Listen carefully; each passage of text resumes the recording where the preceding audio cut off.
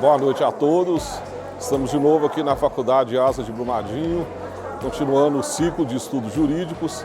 Vamos abordar hoje sobre direito internacional público, né? Vamos falar uma introdução sobre filosofia universal e, no decorrer da palestra, tocaremos em tópicos essenciais do direito internacional e principalmente a questão da guerra da Ucrânia, né? Que continua, passado já mais de 60 dias depois do primeiro debate que houve aqui na casa a respeito.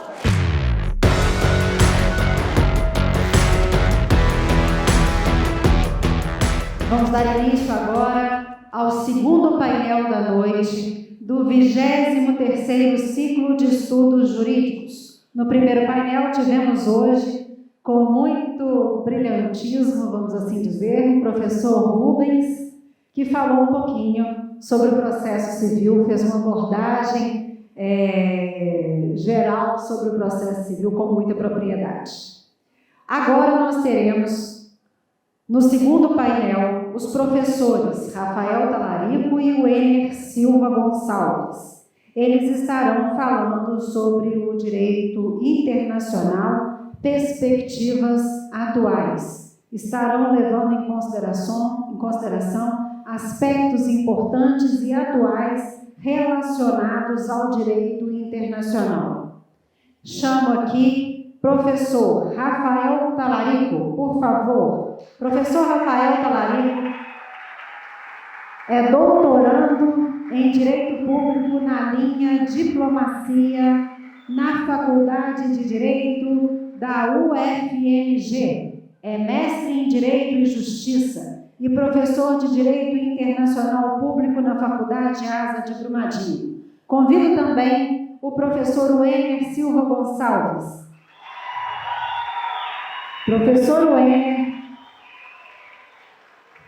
é doutorando em História na linha Ciência e Cultura da História pela Universidade Federal de Minas Gerais, professor das disciplinas da área de Ciências Humanas no curso de graduação da Faculdade ASA de Brumadinho. Sejam todos muito bem-vindos. Antes de passar a palavra para o professor Rafael Talarico e posteriormente ao professor Ener, todos vocês têm um papel em mãos para colocar a resposta à pergunta da noite. A pergunta da noite é: existe guerra justa? Vocês deverão, com base no que vai ser dito hoje, responder com as suas próprias palavras e de forma breve à pergunta que foi feita. Existe guerra justa? Bom, passo a palavra para o professor Rafael Talarico. Senhores, boa noite. Agradeço aos senhores estarem aqui nessa ciclo de estudos jurídicos, continuando aqui na Faculdade ASA. Iremos falar hoje sobre direito internacional, perspectivas atuais.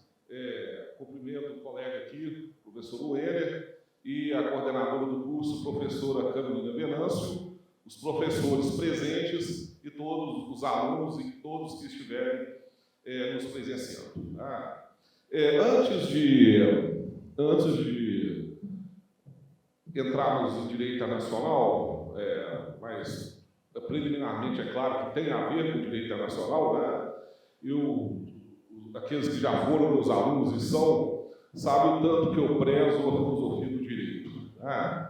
Aquela que Platão, Hegel, desde o idealismo alemão, propugna como entendimento do absoluto na história universal. Tá? Eu pedi para distribuir para os senhores um breve resumo. Ele não é de minha autoria, ele é de autoria do professor Joaquim Carlos Salgado, de quem sou discípulo lá na Universidade Federal de Minas Gerais, na pós-graduação.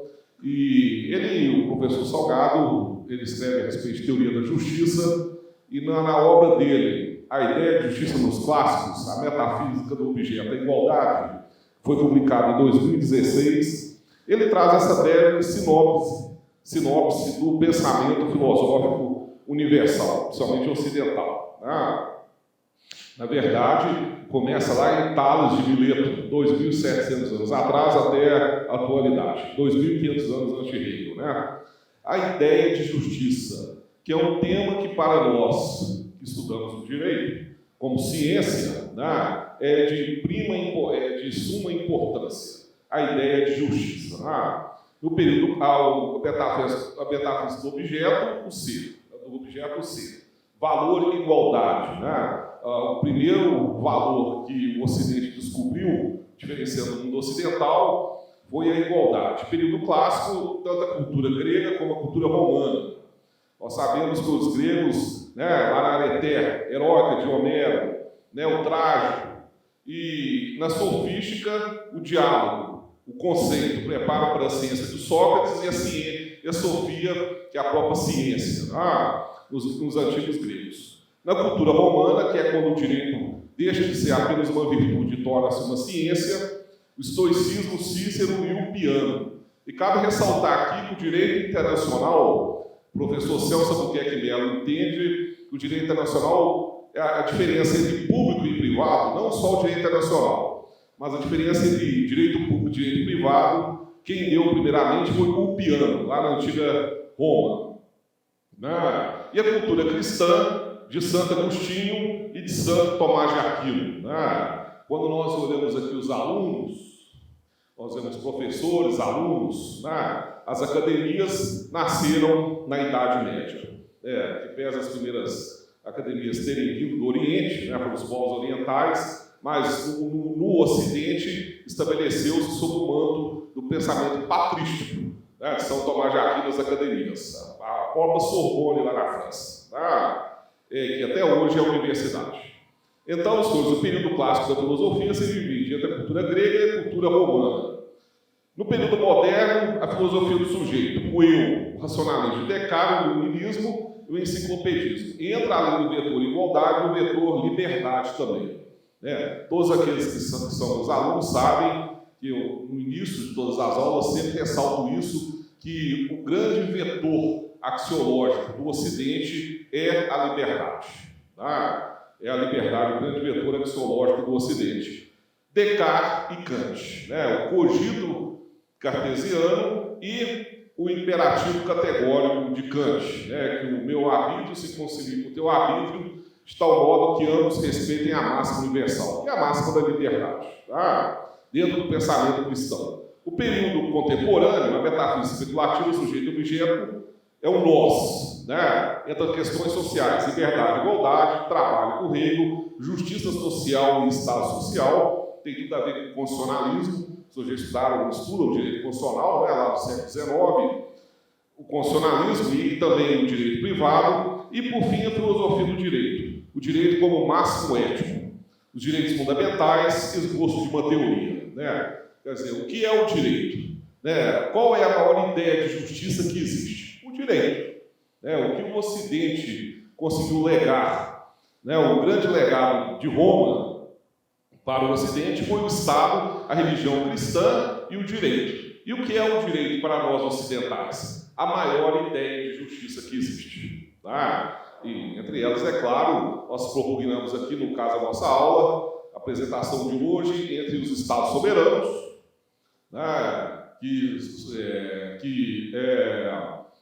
os Estados soberanos guiados pelo direito internacional público. Não existe uma relação de subordinação na sociedade internacional, mas sim uma relação, não de subordinação, mas sim de coordenação. Nós iremos falar um pouco mais adiante a respeito disso. Essa breve sinopse, senhores, os alunos do primeiro ao 10º período podem utilizar, podem colocar, não em homenagem a mim, em hipótese alguma, mas ao próprio conhecimento. Que isso daqui, aqui está o entendimento da teoria da justiça.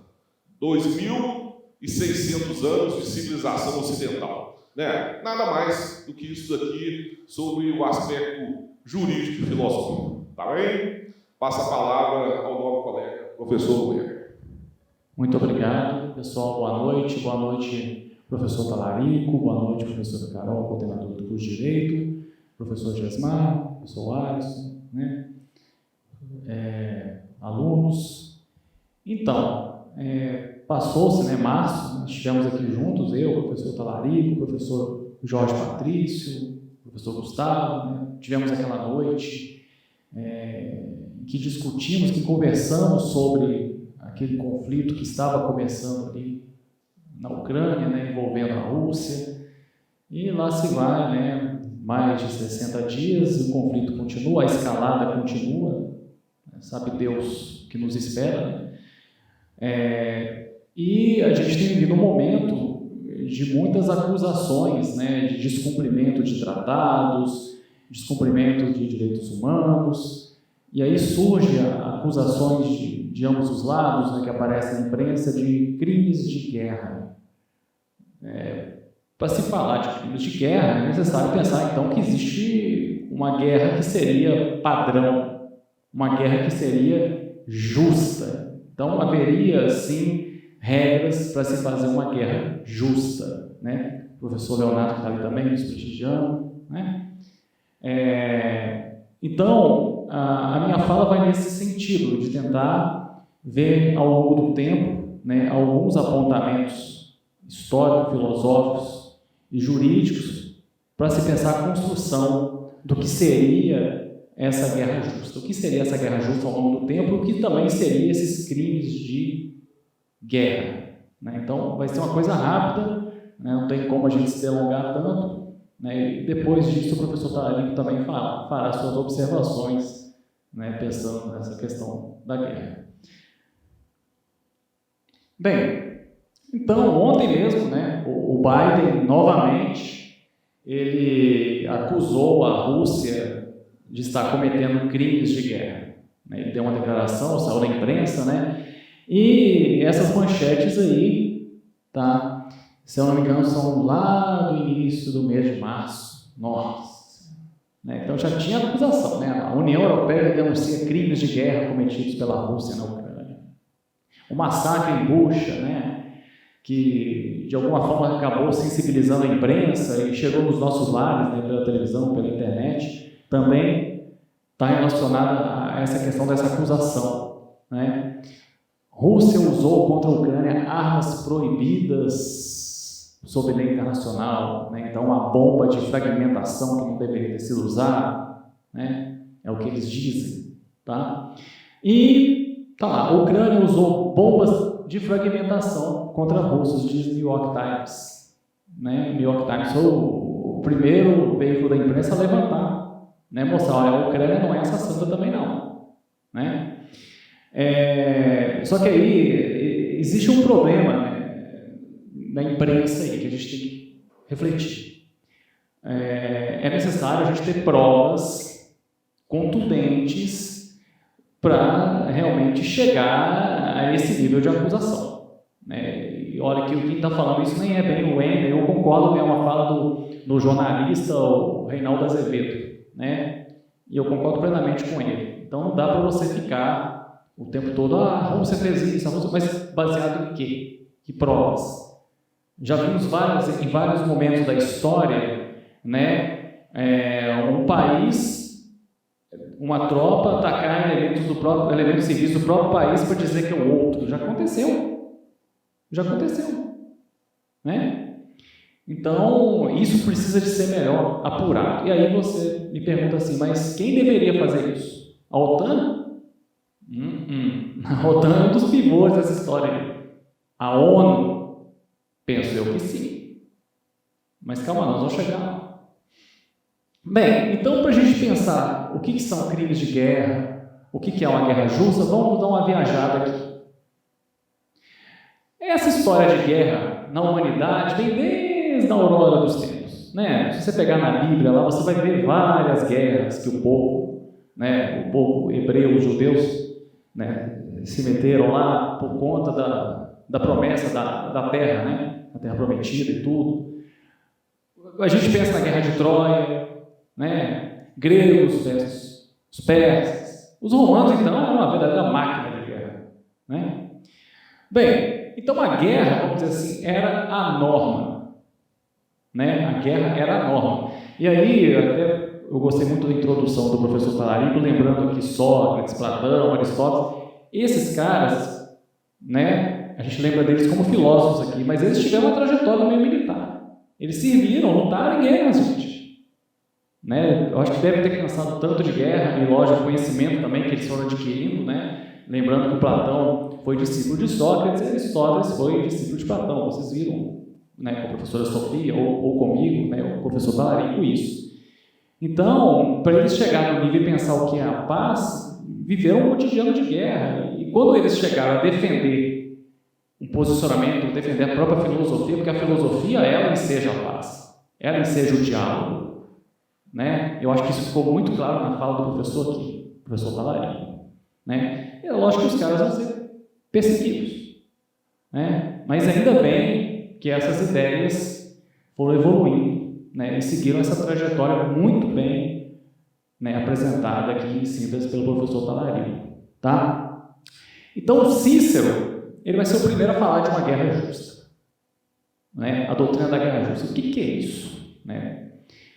O Império Romano, né, quando ele ia fazer as suas guerras, né, quando ele ia conflitar com algum outro povo, eles faziam vários rituais, né? Um deles, inclusive, né, eles chegavam a orar para o Deus do outro povo para dizer: olha, eu estou conflitando, não é com você não, viu, Deus? Viu, Yahvé?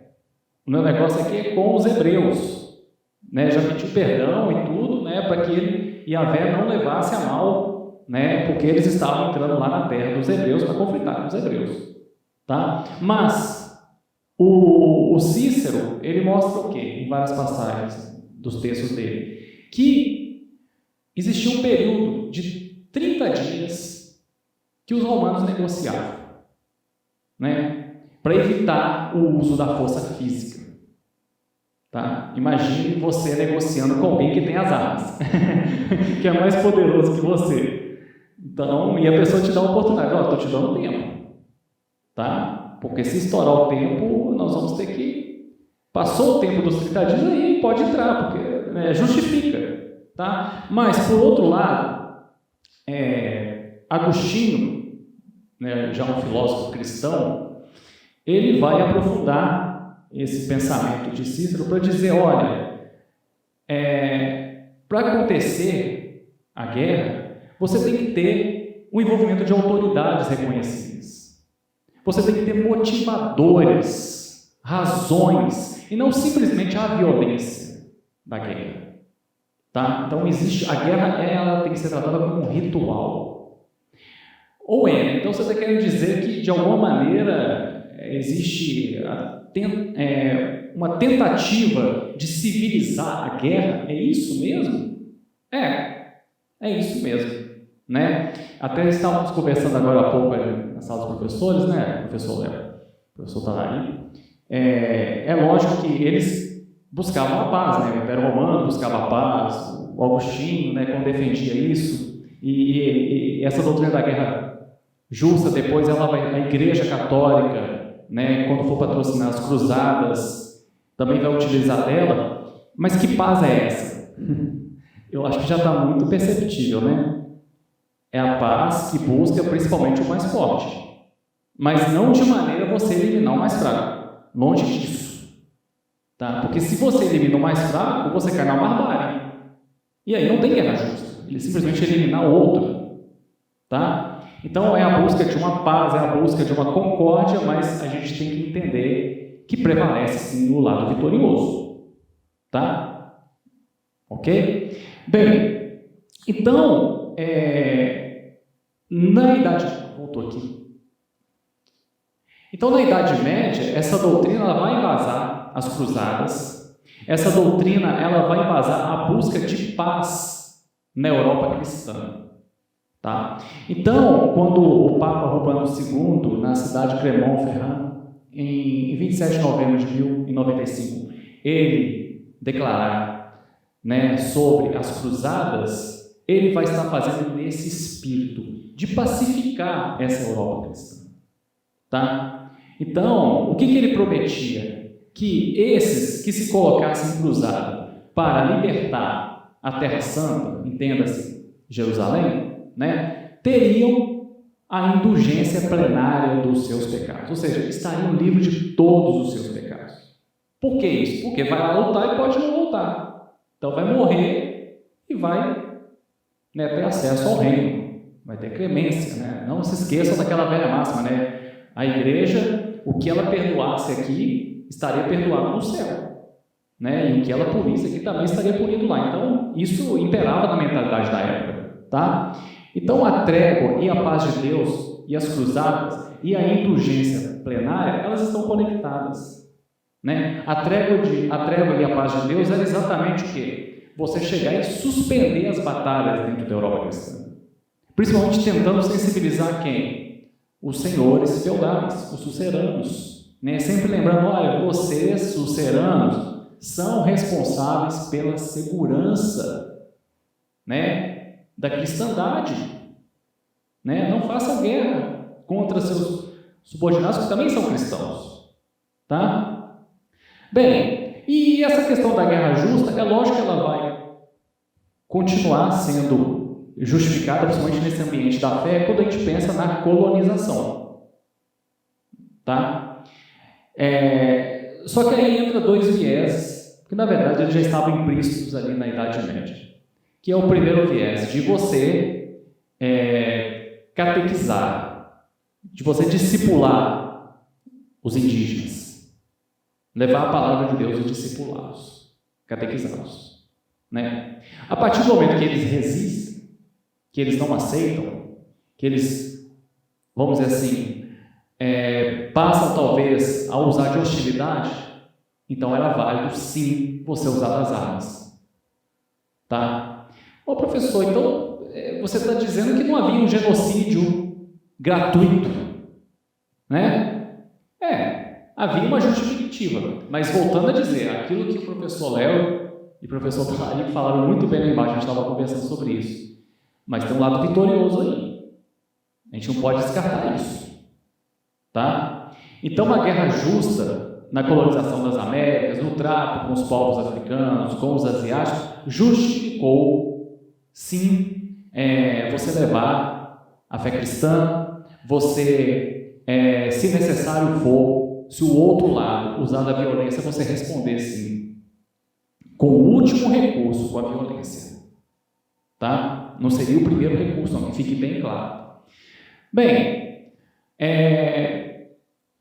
nesse contexto de evolução, você tem vários outros autores, e é bom a gente destacar Thomas Hobbes, tá? Hobbes conviveu naquele período das famosas guerras civis inglesas, ali no século XVII, né? O John Locke também conviveu, pegou um pouco disso, e o Hobbes, ele falava que ele era irmão gêmeo do medo, ele nasceu junto com o medo, tá? Então ele não gostava de guerra, não gostava de conflito, né? O Hobbes, para quem esqueceu, é aquele cara que fala que o homem é o lobo do próprio homem. E está aí a necessidade do quê? De um terceiro, né? Que impeça que os lobos briguem, tá? Que os homens briguem. E esse terceiro quem seria? O Estado.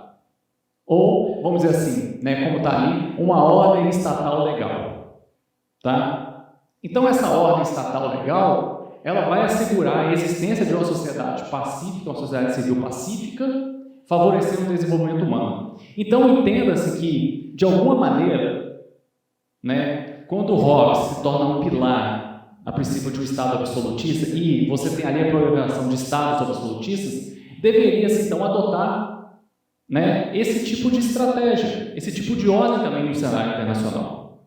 Mas a gente sabe que as coisas não são bem assim, né?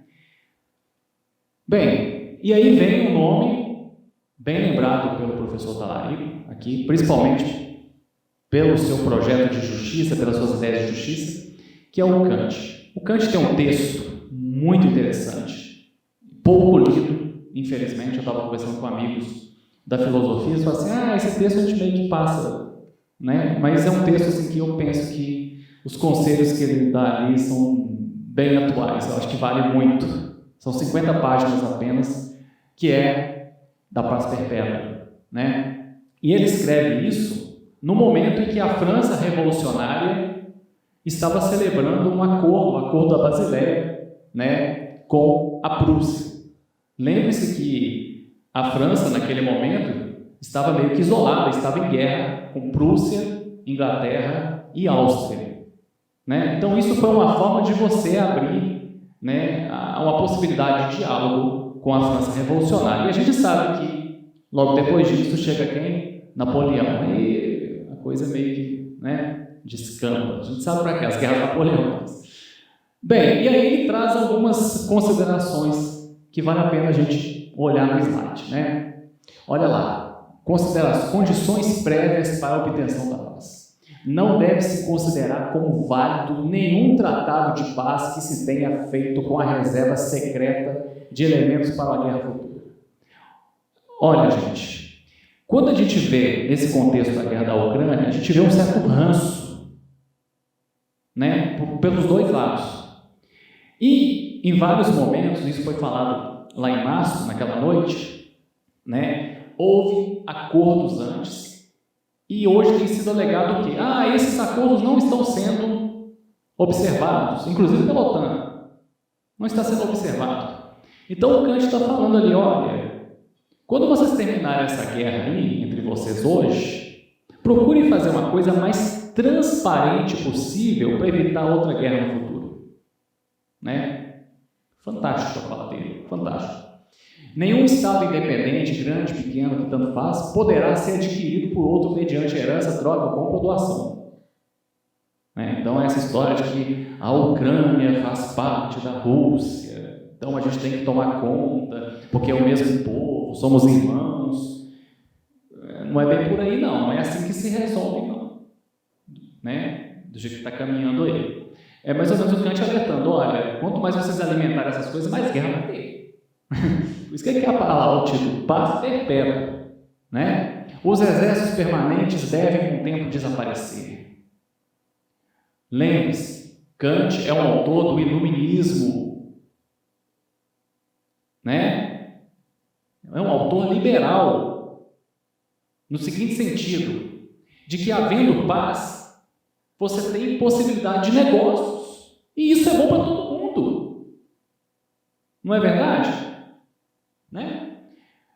Os exércitos permanentes, já falei, não se deve emitir dívidas públicas em relação aos assuntos da política exterior. Aí começa, né? A gente está vendo aí as sanções, né? Quando é que vai ser pago? Eu fiquei sabendo outro dia mesmo, alguém comentou comigo, que a Alemanha terminou recentemente a pagar a dívida lá da Segunda Guerra. Pois é, coisa lá do Rio, a Alemanha estava pagando aí ainda. Né? Então, isso aí só cria confusão. Né? Nenhum Estado se deve interferir pela força na Constituição e no governo de outro Estado. Nossa! Gente, esse cara é... Que isso? Não tem que... Kant tem que tirar o chapéu para ele mesmo. Né? Olha o que ele está dizendo. Né? Por quê? É a questão da soberania. Né? É isso que ele está chamando a atenção, é a questão da soberania. Porque se um Estado chega, olha, eu quero um artigo, imagina os Estados Unidos chega e fala assim, ou a Rússia, eu quero um artigo aí na Constituição Brasileira. E aí? Imagina um artigo dizendo, a qualquer momento em que julgarmos os interesses russos ou dos Estados Unidos ou da União Europeia, a gente vai poder interferir na Amazônia. Olha que confusão. Né? Não vai ter paz. Não vai ter paz. E nenhum Estado em guerra com outro deve permitir hostilidades que tornem impossível a confiança mútua na paz futura.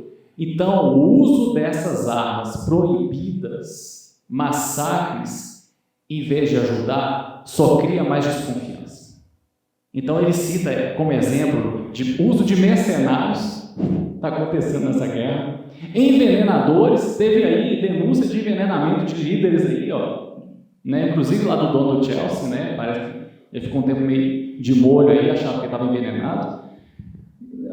A voz do Kant ecoando aí para nós. E aí? O que é o Estado desejado para ele? Ele defende uma república com a participação popular e com a divisão dos três poderes. Lembre-se que ele está escrevendo isso no momento de absolutismo. Tá? Defende uma federação dos Estados livres. Professor, isso aí lembra um pouco a ONU. Lembra. Mas o que ele está trazendo ali, essa ideia ali, é a ideia de uma soberania que valida a soberania do outro. E não simplesmente você ter lá um conselho das principais potências que normatiza. Não. A utopia, vamos dizer assim, a gente pode dizer, o sonho de Kant é um respeitando o outro. Né? Fantástico, fantástico. E o direito cosmopolita deve se limitar às condições de hospitalidade universal. O que é isso? Nós todos somos cidadãos do mundo. Lindo. Lindo. Lindo. Fantástico. Né? Aí a gente vê ali no Kant as raízes mesmo dos direitos humanos, quando ele fala isso. Ou seja, eu poder ir lá na Índia, eu poder ir lá no Japão, em qualquer país do mundo e eu ser respeitado. Né? Como se existisse uma Constituição Mundial. Bem, então avançando, é lógico, mesmo com esse projeto do Kant, as guerras continuam, gente. A discussão de uma guerra justa, agora já com alguma influência do iluminismo, vai entrar aí 19 afora. É lógico que essa obra do Kant ela vai ser conhecida.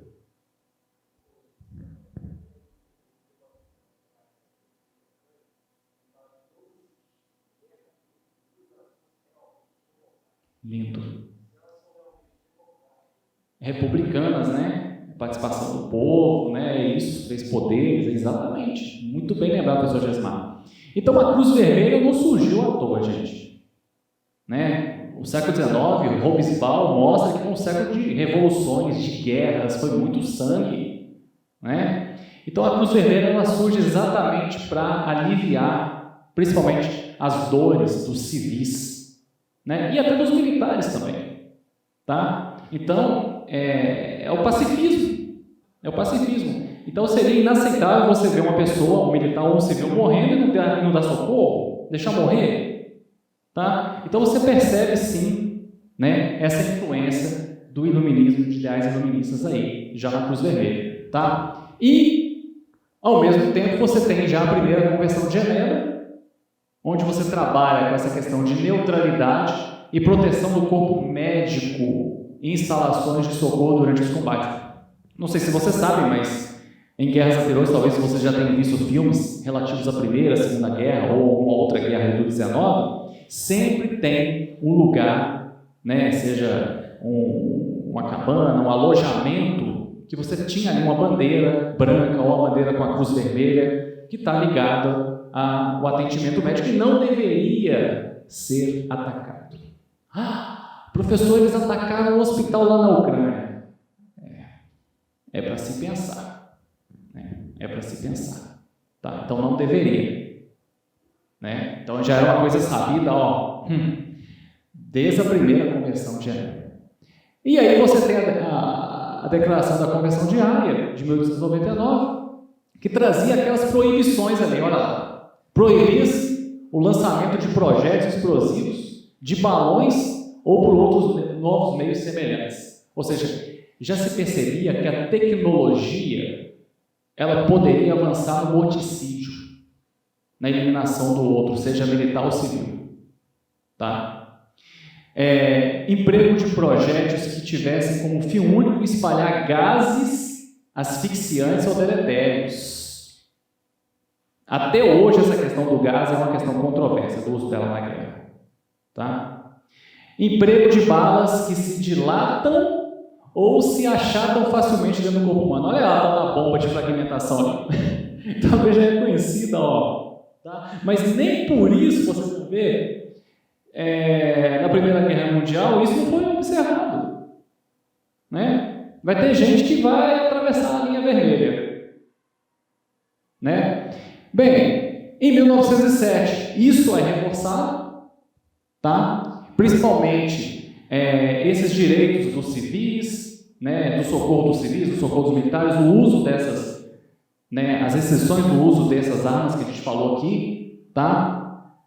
E aquela fala do Einstein, que é um historiador, resume bem, tá, o que está sendo colocado ali. Tá lá. Entre 1871 e 1914, as discussões jurídicas internacionais, ou seja, era no âmbito de um direito internacional, né? Procurando definir os deveres e direitos dos invasores militares de um lado e dos defensores civis do outro. Nesses debates, olha lá, os alemães insistiam no direito de requisitar bens e exigir docilidade de uma população sob ocupação. Os alemães chegavam ao ponto de dizer que uma população que estava sob ocupação, se ela reagisse ao domínio do outro, isso deveria também ser encarado como alta traição. Então, seria justo, então, você, infelizmente, chegar às vias de fato, né? Bem, e aí, né, voltando, não eram os únicos a defender essa posição, mas estavam virtualmente sozinhos ao postularem que a obstrução do esforço de guerra por civis em território ocupado constitui traição igual à obstrução promovida pelos próprios compatriotas. E o que era uma guerra civilizada? Antes da Primeira Guerra Mundial, tá? O que era a Guerra Pátria? Tá ali, ó. Isso era um manual escolar, ou seja, era ensinado para as crianças o que seria a guerra, tá? E estava destacado na Enciclopédia Britânica, em 1911, 3 anos antes da Primeira Guerra, tá lá. A guerra civilizada limita-se até onde possível à incapacitação das forças armadas do inimigo. Não fosse assim, a guerra continuaria até o extermínio de uma das partes. Então a guerra deveria só ser entre militares. É isso que está sendo ensinado ali. Os civis deveriam ser protegidos, ou seja, é aquilo que eu falo, né, gente? Porque os civis são importantes. Não são os civis que estão no comércio, estão na lavoura, não é? Quem está lá no fronte de guerra, né, sempre, aqui no Brasil mesmo, teve campanhas de recolhimento de donativos para você mandar alimentos, cigarros, né? E quem produzia? Os civis. Se não tiver proteção dos civis. Bem, então, né, há boas razões para que essa prática se tornasse um costume nos países da Europa. Mas a mudança no paradigma vem ali, né? Então a Alemanha, em 14, ela avança sobre a Bélgica, tá? E aí a Alemanha começa a utilizar armas que não eram permitidas, né? Lança-chamas, armas, o uso do gás, tá? Então tem filmes que mostram que o lança-chamas assim era terrível, as pessoas queimando, né? A deformação, tá? Recentemente eu lembro quando teve o centenário da Primeira Guerra, teve uma amostra na Europa de pessoas que ficaram deformadas. Mas por que fizeram essa amostra? Para evitar esse tipo de situação de novo, para lembrar a humanidade para que não se fizesse isso. Mas... E aí está dizendo o seguinte, que o que se espalhou na época sobre a Alemanha? Que a Alemanha, né, estava violentando mulheres, matando criancinhas, fazendo maus tratos com o pessoal da terceira idade, vamos dizer assim, os mais idosos. Mas quem espalhava isso? Era a imprensa que estava junto com os adversários da Alemanha. O que o Eichstein diz? Olha, a Alemanha não fez nada de tão diferente quanto os outros não. Tá? É lógico que a Alemanha pegou, eliminou a população, eliminou, mas os outros também o fez. A questão é, a máquina da imprensa estava com quem? Né? A Alemanha foi isolada nessa história, tá? Não estou aqui querendo aliviar para a Alemanha não, tá bom, gente? Que fique bem claro. Mas está até dito ali, olha, quando a biblioteca de Louvain foi atingida pelos alemães, nossa! Louvain é uma das bibliotecas mais antigas da Europa, com vários exemplares, né? Existia nas conferências aí de paz, vamos dizer assim, de Genebra, né? A defesa do patrimônio já estava ali. Aí ataca a biblioteca. Isso era um símbolo civilizatório. E aí, amigo, a imprensa, né, chegou e divulgou, olha, a questão é a seguinte, olha a barbárie cometida por eles. Né? Bem, então, esse terror da Alemanha se tornou uma política oficial de atacar monumentos e também de atacar civis, militares e por aí vai. Mas é aquilo que a gente falou agora há pouco. A Alemanha foi vitoriosa? Não. Então, que versão prevaleceu? A versão de Versalhes. né? Isso é importante. Bem, então a Convenção de Genebra de 29 foi uma resposta à Primeira Guerra Mundial, no sentido de proibir essas armas que a Alemanha utilizou, tá? E de reforçar novamente o papel da Cruz Vermelha, inclusive em prisões de guerra. Né? Proibindo-se tortura, pressão física e outros tratamentos desumanos, tá? E aí, eu não vou entrar muito aqui, mas devemos lembrar da Segunda Guerra Mundial, os horrores da Segunda Guerra Mundial. Tanta gente que morreu. Né? É lógico que isso vai trazer impacto no direito, né? Vai se produzir muita coisa, tá? Então você vai ter repercussões aí como a Carta das Nações Unidas, né? A Declaração Universal dos Direitos Humanos, a Quarta Convenção de Genebra, os protocolos de 77 e 2005, né? Que vai reforçar muita coisa do que seria os crimes de guerra. E aí você tem o que a gente chama de uma configuração de um direito internacional humanitário, ou um direito de guerra, ou o direito dos conflitos armados. Tá? Bem, resumindo, o que é esse direito internacional humanitário? Como define a Cruz Vermelha? Está lá. Conjunto de normas que procura limitar os efeitos dos conflitos armados, protegendo as pessoas que não participam ou que deixaram de participar nas hostilidades, restringindo os meios e métodos de combate. Né? Então, você vai me perguntar, e a Cruz Vermelha está atuando lá na Ucrânia? Está. Ela está lá presente. Tá? Aquele pessoal do MBL, que teve aquela polêmica lá, né? Antes de ter a polêmica, o Arthur Duval e o Renan, eles estiveram com a Cruz Vermelha. Levaram donativos e tudo, eles até mostraram, eu achei aquilo interessante, né? E outros jornalistas também mostraram, tá? Bem, e aí é bom a gente dizer o Estatuto de Roma, o Tribunal, né, Penal Internacional, que são recentes, mas eu vou deixar isso mais para o professor Talarico, né, que tem mais gabarito para poder comentar na fala dele. E aqui tem um historiador que eu gosto muito, o Eric Hobsbawm, ele faz um diagnóstico que parece que vale para o nosso tempo. Em 2002, ele soltou um texto que foi publicado na Folha, chamada Epidemia das Guerras. Né? E aí ele vai alertar para algumas coisas. Ele vai dizer que o que se presenciou depois com a Segunda Guerra Mundial, e mesmo com tantos expedientes jurídicos, não foi a redução, infelizmente, do número de civis mortos. Houve até aumento do número de civis mortos.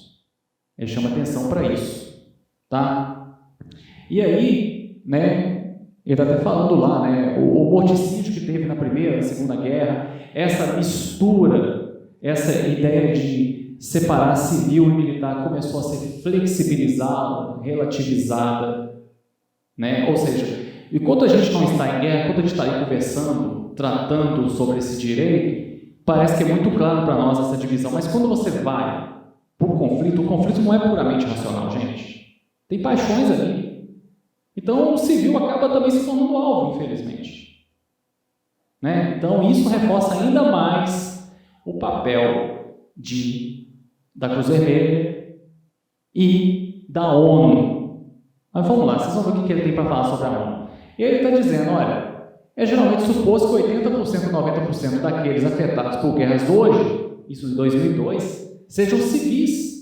Por mais que seja verdade que o armamento de alta tecnologia tenha tornado possível, em alguns casos, restabelecer uma distinção entre alvos civis e militares, em 2012, 2002, pós o 11 de setembro, não sei se vocês lembram, né, aquela entrada dos Estados Unidos no Afeganistão, depois no Iraque, foi mostrado para nós, pela imprensa, que os Estados Unidos tinham armas que tinham, vamos dizer assim, ataque cirúrgico, que afetaria menos os civis. Então, Hobsbawm vai dizer que mesmo com isso, muitos civis continuaram morrendo.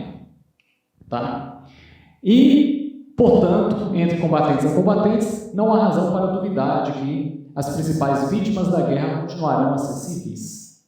E mais, o sofrimento de civis não é proporcional à escala ou à intensidade das operações militares. Gente, o historiador, eu sou um historiador, vocês sabem disso, ele tem uma capacidade de visualização de quadros, de apontar perspectivas que eu acho assim, muito interessante. O Hobsbawm, né, é um cara assim que, nossa, não sou historiador, mas muitos outros, né, principalmente o pessoal do direito também consegue apontar tendências. O pessoal da diplomacia, como Henry Kissinger, né, já foi falado isso aqui, ele também apontou tendências que nós estamos vivendo hoje, infelizmente. E Henry Kissinger e o Hobsbawm, de alguma maneira, convergiram naquilo que está sendo dito ali, ó, pelo Hobsbawm. Hobsbawm chama a atenção do papel da ONU. Afinal de contas, será que a ONU tem essa autoridade toda de parar conflitos? Ele questiona isso. Né? Tem que se repensar o papel da ONU. Tá? Então, a gente pensa assim, que o Putin está levantando a ideia de aumentar o Conselho de Segurança com a inclusão do Brasil e de outras potências. Essa ideia não é atual, a ideia é antiga, inclusive. Né? O professor Tareco, se você quiser, pode até comentar sobre isso, que ele conhece. Mas então não é nova. Mas o porquê disso? Talvez dividir maior responsabilidade sobre as questões que abrangem todo mundo. Né? Então, o Hobsbawm está falando, o papel dos organismos internacionais existentes, principalmente as Nações Unidas, devem ser repensados. Sempre presentes e normalmente requisitados. Eles não têm papel definido na resolução de disputas. A gente está vendo isso aí, infelizmente. Sua estratégia e sua operação estão sempre à mercê de poderes políticos que mudam. Olha, a ONU, no momento em que o Trump governava os Estados Unidos, era uma. Com o Biden, ela é outra. Presidentes vão se sucedendo. Né? O Xi Jinping, que está na China, ele foi antecedido por outro. Então, a ONU tinha outras eleições com o tempo. O que ele está cobrando tem que ter uma conduta que consiga atravessar essas mudanças de governos. Tem que ter. Né? E aí, a ausência de um intermediário internacional considerado genuinamente neutro e capaz de tomar uma atitude sem ser anteriormente autorizado pelo Conselho de Segurança. Olha, porque a gente está vendo o Conselho de Segurança em crise. Na hora que vai votar as coisas lá, a Rússia chega e fala, não, aí a China vai, não, sim, e começa. Né? Está em crise. A ONU está estática nesse meio, nessa situação que nós estamos vendo. Tá? Bem, então, tem sido a lacuna mais óbvia do sistema de gerenciamento de disputas. Desde o fim da Guerra Fria, o gerenciamento da paz e da guerra tem sido improvisado. E é verdade. Né? Tem vários conflitos que começaram depois da Guerra Fria que até hoje não se tem uma solução finalizada para esses conflitos. Né? O equilíbrio entre a guerra e a paz do século XXI não dependerá de arquitetar mecanismos mais eficientes para a negociação e resolução, mas sim de estabilidade interna e de se conseguir que sejam evitados conflitos militares. Conflitos internos, ou seja, dentro dos países, podem facilmente se tornar violentos. O perigo principal da guerra jaz no envolvimento de estados ou atores militares externos nesses conflitos. Qual foi a justificativa da Rússia entrando na Ucrânia mesmo? Alguém lembra aqui? Desnazificação, russos que moravam nas regiões de Donetsk e Lugansk estavam sendo oprimidos. Ali, o Hobsbawm falando lá pra gente, em 2002. O Kissinger, se não me engano, já tinha uma fala antes dessa aí, ó, nesse sentido. Né? Pois é, gente. Bem, e aí para finalizar, eu penso que alguns autores, vou dar só exemplo de dois aqui, que são importantes para a gente pensar isso que esse esforço nosso aqui. Um deles é o Weber, né? Além do Kissinger e do Hobsbawm que eu citei aqui. O Max Weber, né? Ele mostra para nós o quê? Que a civilização ela só avança com o desenvolvimento do direito, né? O direito racional, racionalização, o processo de racionalização, sabe? Então a gente tem que encaminhar isso também dentro do direito internacional. A gente tem que olhar para isso, para essas tentativas. para essas tentativas. O que eu estou querendo dizer é necessário que os políticos escutem os juristas. Né? Eu acho que é um recadinho do Weber ali, sabe? Então, né, a racionalização da realidade e a possibilidade de a gente conviver de forma equilibrada passa pelo desenvolvimento do direito. É isso que a gente viu até aqui. E a gente pode estar colocando isso tudo a perder com uma guerra maior do que isso aí. E devemos lembrar que a política é a forma civilizada da guerra. É fazer a guerra de forma pacífica. E um dos meios para se fazer a guerra de forma pacífica, na perspectiva de Michel Foucault, é o direito. Né? Ou seja, a gente consegue ver aí uma conversa entre o Foucault e o Weber. Que interessante. Né? E aí eu deixo umas questões para vocês pensarem aí. Não sei se vocês repararam, o tempo todo a gente falou do Ocidente. Ocidente, Ocidente, Ocidente, Ocidente. A história e a filosofia da guerra e da paz são regidas por perspectivas construídas no Ocidente. E é mesmo, a gente viu isso aqui. Cícero, Agostinho, né, o Papa lá da Idade Média, né, o direito à guerra justa na colonização, Kant.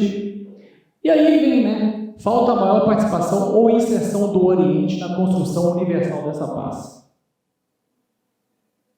Então tem que chamar assim, eu acho que é importante chegar para a China e falar, olha, você também é responsável, você tem que participar. E tem que dar espaço e ouvir, tem que dialogar. Né? Pensar no protesto russo em relação à ampliação da OTAN. Sabe? É uma coisa que o professor Dario falou aqui, o professor Jorge Patrício, o professor Gustavo falou. Era preocupante a forma que a OTAN, depois do fim da Guerra Fria, avançava em direção à Rússia. E semana passada, não sei se vocês ouviram, o secretário de Defesa dos Estados Unidos falando que é interesse dos Estados Unidos enfraquecer a Rússia. A que preço? A que preço? Né? Não estou aqui fazendo a defesa do Putin, que fique bem claro. Nenhum de nós aqui, tá? Não justifica o que a Rússia está fazendo na Ucrânia, mas também não justifica o outro lado não insistir em buscar a paz, não insistir em estabelecer diálogo, porque, gente, se a gente romper essa cadeia que a gente viu aqui de evolução, a civilização está em risco, os valores civilizatórios estão em risco, o direito está em risco. É triste, né? Então, isso acaba sendo um sintoma quando a Rússia protesta com a atuação da OTAN. Né? O sistema internacional é realmente democrático? A gente tem que nos perguntar sobre isso. Sabe que segue aquilo lá que o Kant idealizava? Eu acho que esse povo está precisando de ler o Kant, 50 páginas é possível. Em que sentido é democrático? A ONU tem que ser revista? E o Conselho de Segurança? Né? E afinal de contas, encerro perguntando: o que é uma guerra justa? É isso. Me desculpe por ter delongado, mas eu acho que foi bacana a conversa aqui. Muito obrigado pela atenção.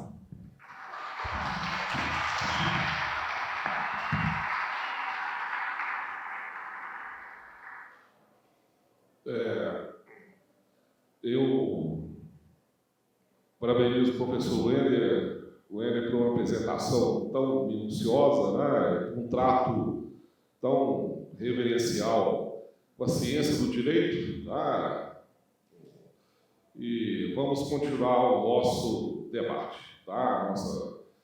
Aquele esquema que está lá agora, esse que foi entregue aos senhores, uma copa para cá. Tá bem? Nós já comentamos a respeito dele no início. Né?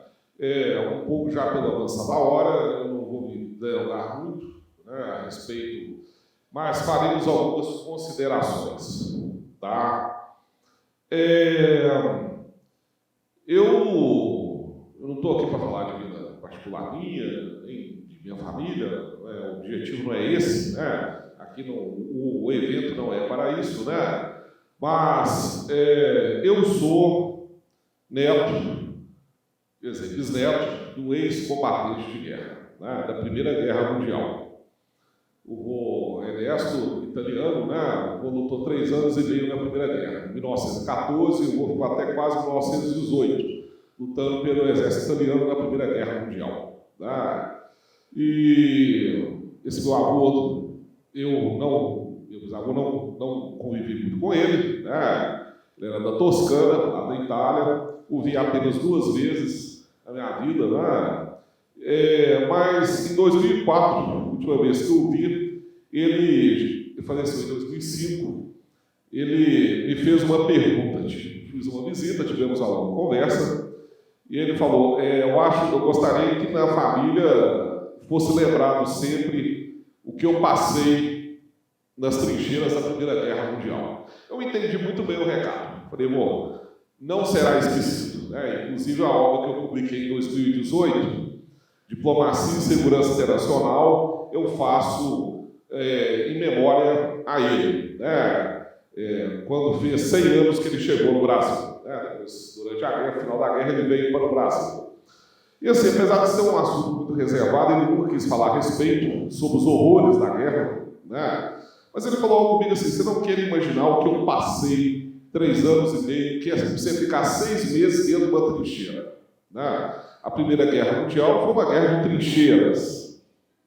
E foram 750 quilômetros ao longo de toda a Europa. O homem falou que ficou 6 meses dentro, chegou a ficar 6 meses dentro de uma trincheira sem sair. Né? Então, é algo assim que foge totalmente da racionalidade, da condição mínima de existência. E eu acho que, como diz Hannah Arendt, a própria condição humana ela é transfigurada para ser o pior. Né?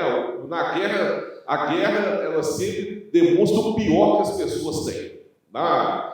Então, por isso que na Segunda Guerra Mundial, quando os combatentes que vinham da Ardenas, né? Lá quando o Hitler foi a última guerra que a Alemanha conseguiu, né, lutar antes da rendição, né, para os aliados, para os soviéticos, a Batalha de Ardenas na Bélgica, quando chegava um soldado americano, canadense, o comando falava, não queremos saber o que você fez para sobreviver, mas você já vai ganhar uma medalha só de estar vivo, porque a guerra traz o pior das pessoas. Né?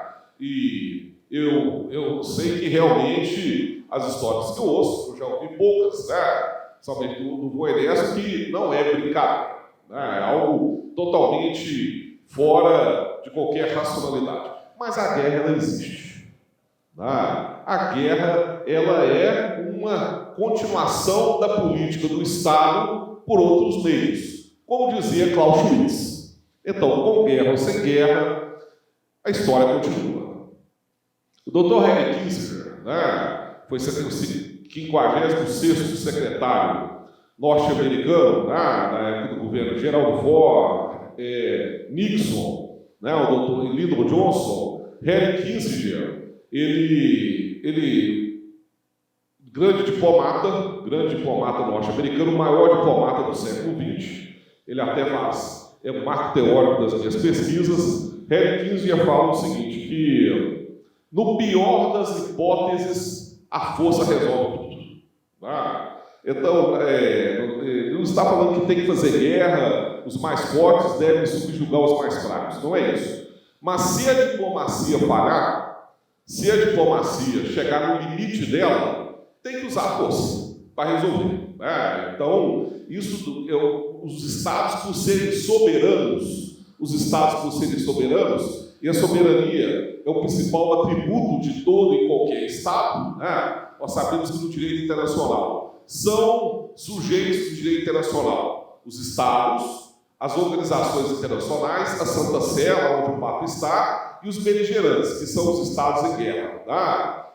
Por exemplo, a Ucrânia, ou o Iraque em 1990, o Kuwait em 1990 e 1991. Mas os estados são o principal sujeito, o Estado é o principal sujeito do direito internacional. Tá? E ele, para manter esse atributo da soberania, a soberania implica uma relação de coordenação com os demais estados em nível externo e em nível interno, a soberania implica em ter o Estado ter um poder legislativo, de fazer leis que valem em todo o território nacional. né? Então há essa distinção entre soberania interna e soberania externa.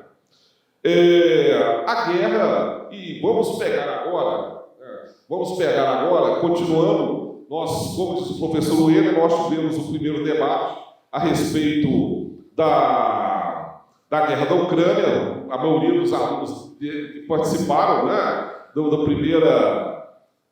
primeiro debate, tivemos aqui o professor Jorge Patrício, o professor Gustavo Emon, o professor Júlio, o professor Ueda estavam presentes.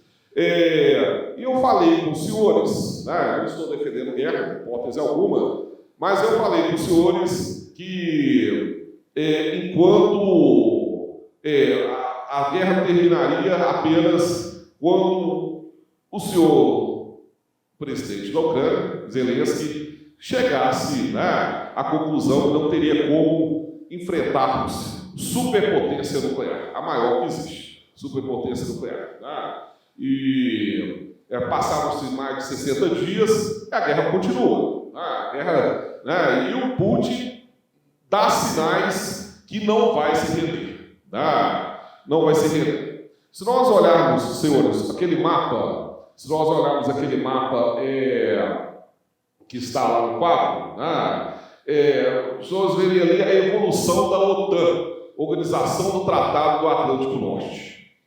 Em 1955, a OTAN em 1949, ela foi criada, 12 países da Europa, os Estados Unidos e o Canadá, né, a defesa do Ocidente, na época da Guerra Fria, contra a Rússia Soviética. Em 1955, foi criado o Pacto de Varsóvia, que era a aliança militar da União Soviética com os países do leste europeu, né, para rivalizar com a OTAN. Então, a configuração era mais ou menos aquela que os senhores estão vendo, né?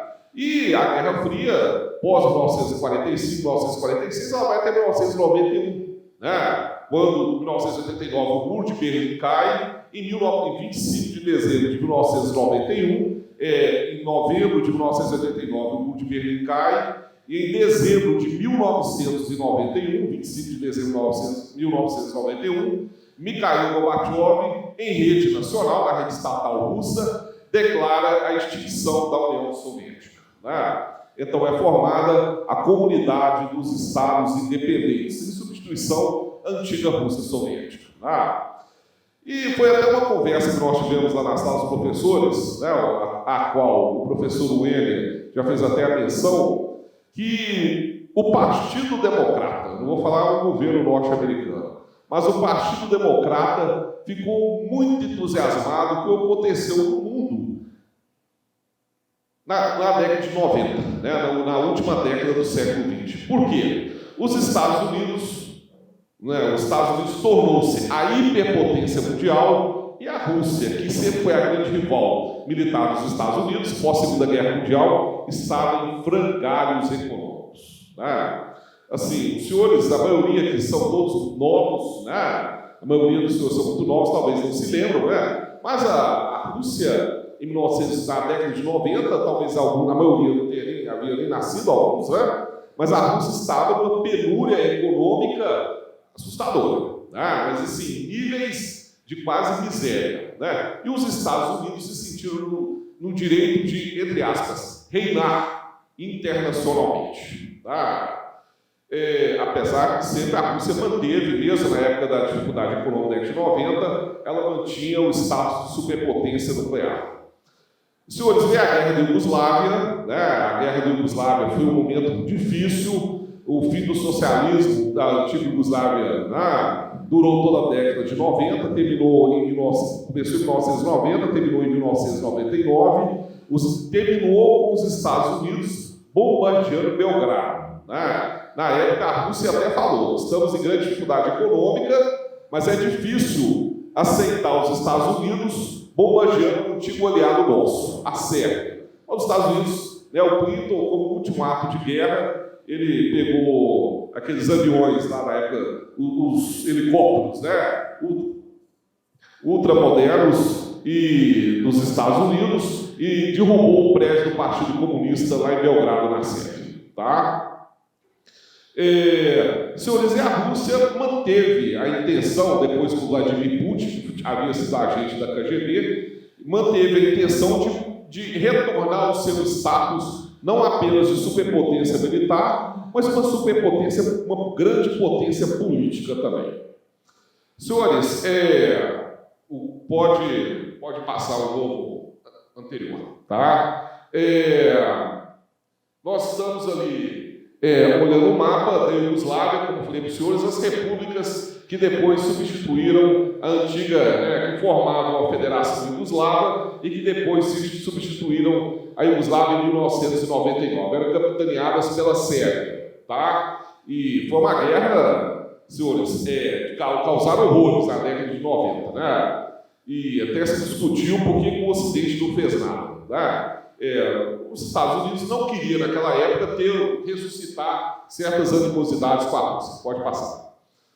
Senhores, depois veio essa questão, muitos falaram, para que a OTAN após a Guerra Fria? Porque a OTAN foi criada para combater o Pacto de Varsóvia, que era liderado pela União Soviética. Se o Pacto de Varsóvia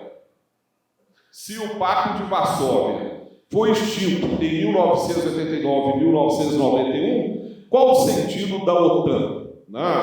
Os Estados Unidos entenderam que para a segurança do hemisfério ocidental e do mundo, a OTAN deveria permanecer para evitar conflitos regionais. E um exemplo que eles deram foi essa questão da Iugoslávia, em que pese a Rússia parecer que não ser mais hostil, foi um breve período de democracia na Rússia, senhores, da década de 90. Mas os Estados Unidos mantiveram a OTAN. A Rússia, senhores, somente a partir do ano 2009 e 2010, eles começaram, os russos, o Putin já era presidente, ele veio como presidente da Rússia desde 1999 a 2000, com um breve interregno de 2 anos que o Medvedev o substituiu, ele foi primeiro-ministro, mas a Rússia percebeu que a OTAN, não vou dizer que a OTAN nunca abriu mão de se expandir pela Europa, e de cercar a Rússia. E, senhores, como havia dito já no primeiro debate, chegamos agora em 2022, com a maioria absoluta dos países do leste europeu, exceto a Ucrânia, e a Moldávia, que na verdade não faz divisa com a Rússia, a Ucrânia, que tem 2.000 quilômetros com a Rússia, dando sinais que entrariam para a OTAN. Então, o senhor Vladimir Putin fez o que aquilo no direito internacional nós conhecemos como guerra preventiva. E atacou a Ucrânia. Pode passar. Senhores, aquele é um mapa atualmente da OTAN. Nós olhamos os países que fazem parte da Organização do Tratado Atlântico Norte, a Bielorrússia, o próprio nome da Bielorrússia tem Rússia nele, A Bielorrússia, ela é um país do leste europeu mais satélite da Rússia, e a Ucrânia, que não fazem parte da OTAN atualmente, E como nós já havíamos conversado 60, 70 dias atrás, senhores, a Rússia já está dando sinais que a guerra será definitiva. Quer dizer, somente com a rendição da Ucrânia, isso irá importar na revisão de alguns tratados internacionais pós-Guerra Fria, na revisão de alguns tratados internacionais. Enquanto a Ucrânia não se render, a Rússia não vai parar com a guerra. Senhores, algo muito interessante, o professor Luiz até falou isso antes da aula da apresentação, algo muito interessante está acontecendo. O Papa Francisco está tentando conversar com o ancião, lá de Moscou, com o representante da Igreja Ortodoxa, para ver, quer dizer, a guerra já está incomodando até mesmo do ponto de vista religioso. Mas, senhores, no cisma do Oriente, que aconteceu em 1053 depois de Cristo, eu até conversei isso com o professor Weller, eu acho muito difícil tanto a Igreja Ortodoxa como a Igreja Católica abrirem mão de suas posições. E é muito difícil um diálogo entre o Oriente e o Ocidente no que diz respeito à religião. Até quando você vai em Jerusalém, quando se fala em cristandade de Jerusalém, quem administra os lugares santos não é a Igreja Católica, mas é a Igreja Ortodoxa. Né? Pode passar isso. Né? Senhores, aquele é o quadro atual, né, de tudo que aconteceu na guerra até, né, esse momento. Na verdade, hoje, dia 4 de maio de 2022, a guerra está mais concentrada no Nordeste e no Sul da Ucrânia. Mas a Rússia já atacou o extremo oeste também, dando de entender o seguinte, e é que se for preciso, dependendo do que a OTAN fizer, a guerra pode chegar na Polônia também. Né? E eu vi uma notícia hoje, senhores, que me causa uma certa preocupação, que a Polônia já colocou à disposição todos os blindados dela. Todos os blindados, tanto de guerra da Polônia, estão à disposição da Ucrânia. Tá? Quer dizer, a guerra tende a ir esquentando cada vez mais. Senhores, finalizando, para nós terminarmos, finalizando, para não rendermos, vai ter mais algo além dessa? Tá. Os primeiros, Donetsk, Lugansk, né, Mariupol, que é a cidade portuária, que a Rússia está reclamando, né, está sendo muito atacada, né, já virou Stalingrado. Senhores, eu vou encerrar pelo começo, como eu falei com os senhores. Né? Não existe, a pergunta foi feita aí, se existe guerra justa. Né? Senhores, por uma questão familiar e também por uma questão acadêmica e de vida também, nós sabemos quanto é penosa uma guerra. Né? O quanto meu avô falou que ele ficou 4 anos sem ver ninguém da família dele. Não era no período da Primeira Guerra Mundial. Imagina 4 anos você não vê ninguém da sua família. Mas a guerra faz parte da política internacional. Né? É função da sociedade internacional, senhores, evitar a guerra a qualquer custo. Mas a guerra, pelo direito internacional, ela não é lícita. Né? Mas ela é reconhecida como um instituto que, se existir, deve ser disciplinado. Tá bem? Senhores, no mais, a hora já avançou bastante, agradeço a atenção dos senhores e passo a palavra para a professora Carolina Veloso. Boa noite a todos.